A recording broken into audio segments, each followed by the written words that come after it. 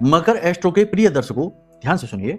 यदि कोई व्यक्ति नशा बहुत करता है तो उसकी जन्मपत्री दिखवाना बहुत जरूरी है, क्योंकि दोष जन्मपत्री में है।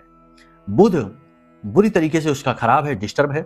कैसे खराब होता है? पहले तो नीच का हो गया, अस्त हो गया, बकरी हो गया, किसी पाप ग्रह से, राहु से, केतु से ग्रसित हो जाता है, या फिर कुंडली के 3, 8, 9 और 12 भाव में बैठ जाता है। तो ऐसी स्थिति में बुध बुरी तरीके से खराब हो जाता है और यह बुद्धिहीन वाले कार्य कराता है, गलत संगत में पड़वाता है और नशे की ओर अग्रसर कर देता है।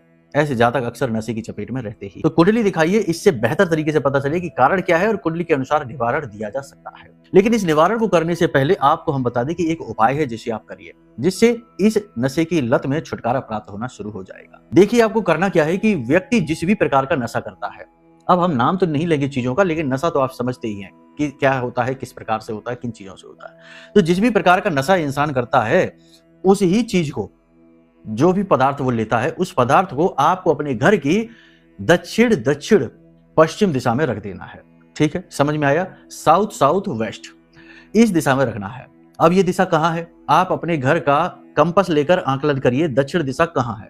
दक्षिण दिशा से थोड़ा सा पश्चिम दिशा की ओर चलेंगे, वही है दक्षिण दक्षिण पश्चिम।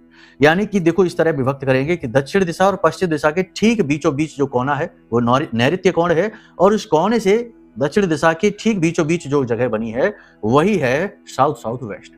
ये दिशा अंत की दिशा है, समाप्ति की दिशा है, यम की दिशा है, नकारात्मकता की दिशा है। इस दिशा में जो भी चीज रखी होगी वह धीरे धीरे समाप्त हो जाएगी, छीड़ हो जाएगी। तो इस दिशा में आपको वही पदार्थ थोड़ा सा कांच की शीशी में भरकर छिपा कर रख देना है, गुप्त रूप से अंधेरे में रखना।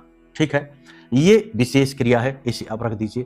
इसी के साथ साथ सबसे बड़ा एक और उपाय है, इसे आप ध्यान से सुनिए, कि वो जो व्यक्ति नशा करता है, जहां पर वह रात्रि के समय सोता है, उसके पास थोड़ा सा काले कपड़े में जो धूप होती है ना, जो पूजा पाठ में धूप जो हवन में दी जाती है, हवन में जलाने वाली जो धूप होती है, उस धूप को भर लीजिए, पोटली बना लीजिए और उसे गाय के मूत्र में डुबा लीजिए, गोमूत्र में उसे डुबा लीजिए, और उस पोटली को वह जो इंसान जिस कमरे में, जिस जगह पर सोता है रात्रि के समय, उस कमरे में छिपा कर रख दीजिए। बस छिपा कर रख दीजिए इस पोटली को।